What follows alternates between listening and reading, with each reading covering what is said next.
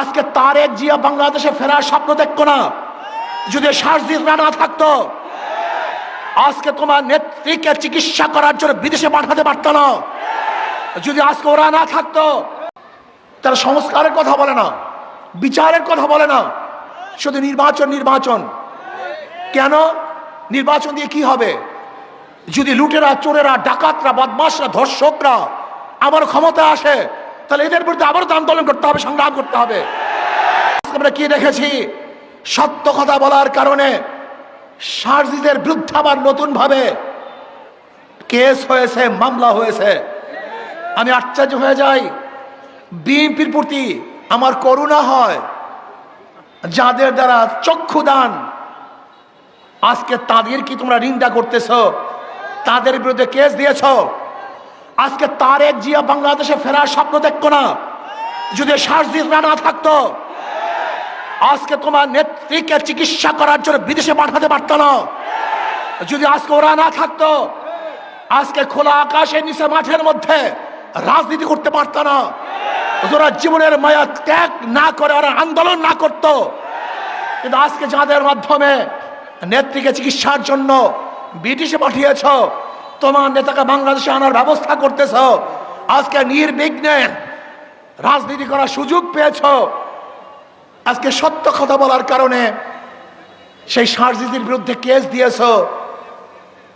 বাংলাদেশের মানুষ তোমাদের এই ঔদ্ধত্য কোনো অবস্থাতেই মেনে নেবে না, মানতে পারে না।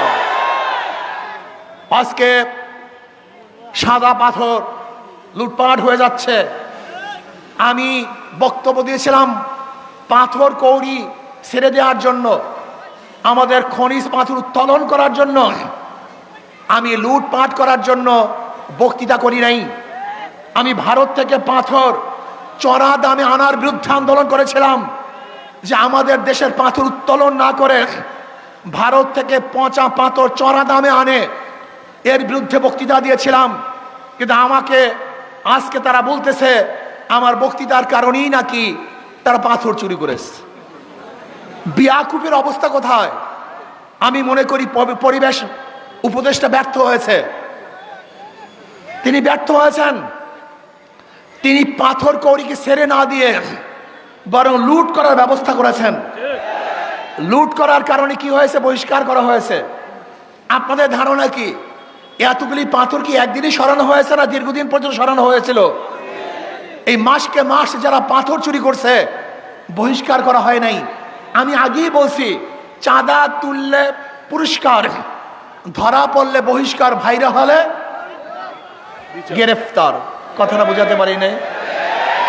চাঁদা তুললে পুরস্কার, ধরা পড়লে বহিষ্কার, আর ভাইরাল হলে গ্রেফতার। এতদিন চাঁদা তুলছে, বহিষ্কার করে নাই। এতদিন পাথর চুরি করছে, বহিষ্কার করে নাই। যখনই ধরা পড়ছে বহিষ্কার করছে। দেখছেন অবস্থাটা কি? কত সুন্দর ব্যবস্থা।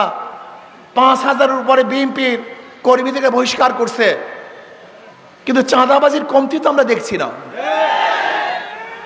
আপনারা কি দেখছেন নাকি ভাই? তার মানে এগুলো আইওয়াস, এগুলো বন্ধের কোনো সিস্টেম নেই। যদি চাঁদাবাজি বন্ধ হয়ে যায় তাহলে দলই তো বন্ধ হয়ে যাবে। তাদের রক্তই তো চাঁদাবাজি। জুলাই বিপ্লবের আন্দোলন শুধু একটা নির্বাচনের জন্য হয় নাই। জুলাই বিপ্লব কেন হয়েছিল?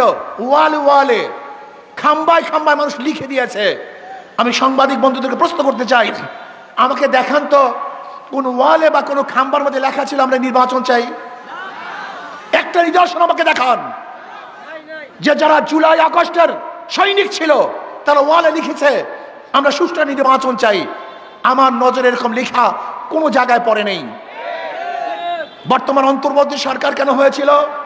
3টা উপহার আমাদেরকে দিবে: সংস্কার, বিচার, নির্বাচন।